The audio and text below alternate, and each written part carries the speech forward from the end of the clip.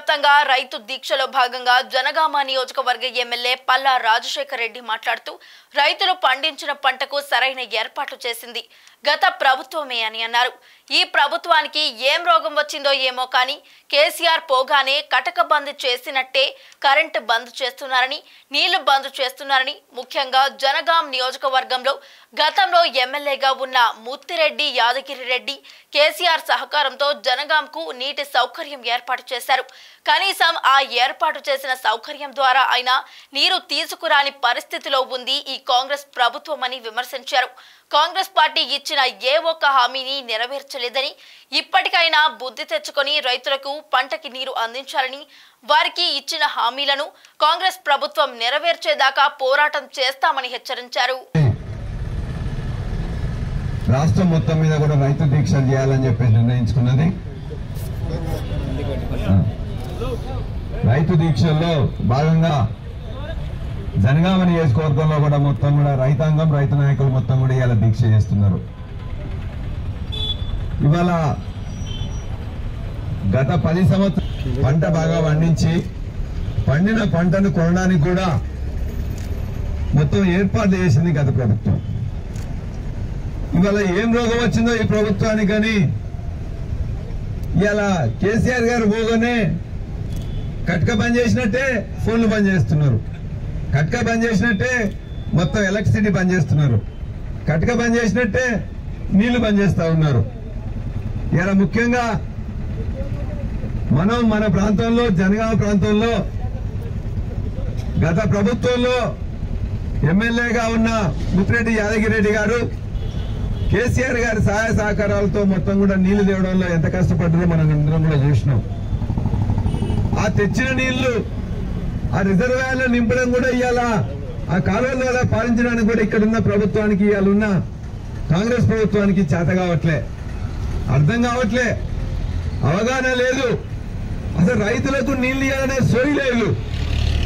ఏమున్నదే అట్లా సమక్క సాగర్ దగ్గర మనం నీళ్లు ఎత్తుకున్నట్లయితే అది పోయి ధర్మసాగర్లో పోస్తారు, ధర్మసాగర్లో పోసిన దాన్ని గండిరామంలో పోస్తాం, గండిరామారం నుంచి కింద బొమ్మకూరు కానీ కన్నబోయినగూడెం కానీ లద్నూరు కానీ తపాస్పల్లి కానీ రిజర్వాయర్లలో నింపుకుంటే ఆ రిజర్వాయర్ల ద్వారా మొత్తం కూడా చెరువులు నింపుకుంటాం. చెరువుల ద్వారా కాలువలకు కానీ లేకపోతే మొత్తం మీద ఏదో విధంగా నీళ్లు మాత్రం మనం ఇచ్చినాం.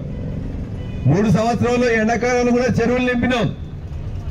గత యాసంగిలో 157 చెరువులు నింపుకున్నాం. ఇవాళ 5 చెరువులు కూడా నింపలేని పరిస్థితి ఉన్నది. ఇవాళ మరిగడి కానీ పెద్దతండ కానీ గానుగపాడు కానీ అదేవిధంగా ఒడ్లకొండ కానీ అప్పుడు కొద్దిగా అర్థం చేసుకుంటున్నారు. అధికారుల మాట వినట్లే, అహంకారం తలకెక్కి రోజుకోసారి మిగతా వాళ్ళని వాళ్ళ వీళ్ళని తీసుకోవాలని చెప్పేసి అనుకుంటున్నారు. నేను ఇక్కడ రాజకీయాలు ఎక్కువ మాట్లాడదలుచుకోలే, కానీ నువ్వు ఏదైతే చెప్పినావో చెప్పిన వాటిని మొత్తం కూడా మహాలక్ష్మి పేరు మీద 2500 రూపాయలు ఇస్తా అని చెప్పినావు, 2500 ఇయ్యలే. అదేవిధంగా మా అవ్వ తాతలకు పింఛన్ 46 లక్షల మంది ఉన్నారు, వాళ్ళందరూ కూడా ఏం చెప్పినావు 4000 రూపాయలు ఇస్తామని చెప్పేసి అన్నావు. 4000 రూపాయలు ఇయ్యలే, ఉన్న 2000 రూపాయలు ఒక నెల బంద్ చేసిండు. జనవరి నెలలో 2000 రూపాయలే ఇయ్యలే, ఉన్న పింఛన్ ఇవ్వలేదు. 2000 రూపాయలే నువ్వు ఇస్తున్నావు, 4000 రూపాయలు ఇస్తా అని చెప్పిన దాన్ని ఇవ్వలేదు. 2500 మహాలక్ష్మి ఇస్తున్నావు, ఇవ్వలేదు. ఇలా కరెంటు కూడా నువ్వు ఇవ్వలేకపోతున్నావు. ఈ విధంగా రైతాంగాన్ని ఇబ్బంది పెడుతూ మామూలుగా మా యొక్క ఎవరైతే మహిళలు ఉన్నారో వాళ్ళందరూ కూడా నువ్వు నమ్మబలికినావు, వాళ్ళందరూ కూడా నువ్వు ఇస్తామన్నది ఇచ్చిన తర్వాతనే ఇలా కొత్తగా మళ్ళీ మేనిఫెస్టో పెడుతున్నట. ఉన్న మేనిఫెస్టోలో ఉన్నది చేయలేదు, గ్యారంటీలు చేయలేదు, హామీలు ఇవ్వలేదు, ఇచ్చిన హామీలను చేయలేదు. ముందు వాటిని చేయి, వాటిని ఫుల్ఫిల్ చేసిన కొత్తగా మేనిఫెస్టో చెప్పు. ఇవాళ వాటన్నిటి మీద దృష్టి మరల్చి అనేక గ్రామాల్లో బెదిరిస్తా ఉన్నారు, అదిరిస్తా ఉన్నారు, కేసులు పెడతా ఉన్నారు, అరెస్ట్ చేపిస్తా అంటున్నారు. నీ యొక్క ఉడత ఊపులకు, నీ యొక్క ఇటువంటి పోగిరి వేషాలకు ఎవరు భయపడేది లేదు. తెలంగాణ తెచ్చిన బిడ్డలు ఇలా తెలంగాణ ప్రాంతంలో ఉన్నారు. ఈ జనగామ ప్రాంతం ఆనాడు కాదు ఈనాడు కాదు, ఆనాడు తెలంగాణ సాయుధ పోరాటానికి అడ్డాగా ఉన్నది, ఆ తర్వాత నక్సలైట్ ఉద్యమానికి అడ్డాగా ఉన్నది, ఆ తర్వాత తెలంగాణ మలిదశ పోరాటానికి అడ్డాగా ఉన్నది. ఇవాళ రైతుల పోరాటానికి కూడా ఇదే జనగామ అడ్డాగా ఉంటది. ఖచ్చితంగా మేము ఏదైతే సాధించాలనుకుంటున్నామో ఆ జనగామ నుంచే మొదలు పెడతాం. ఇలా మొత్తం రాష్ట్రానికే దిక్సూచిగా మా యొక్క నాయకులు కార్యకర్తలు ఉంటారు. ఏదైనా కూడా నిన్న కేసీఆర్ గారి దగ్గర కూడా మొత్తం కూడా మా జనగామ బిడ్డలు ఇక్కడికి వస్తే కూడా అద్భుతంగా స్వాగతం తెలియజేసి మొత్తం కూడా వారందరినీ కూడా పొలం మాటలో చెప్పిండ్రు. అట్లానే భవిష్యత్తులో కూడా ఏ పోరాటమైనా మొదటి నుండి ఎట్లయితే ఉన్నామో ఈ జనగామ ప్రాంతం నుంచేలే మా రైతులకు కావాల్సిన వరి బోనస్ 500 తెప్పించుకుంటాం.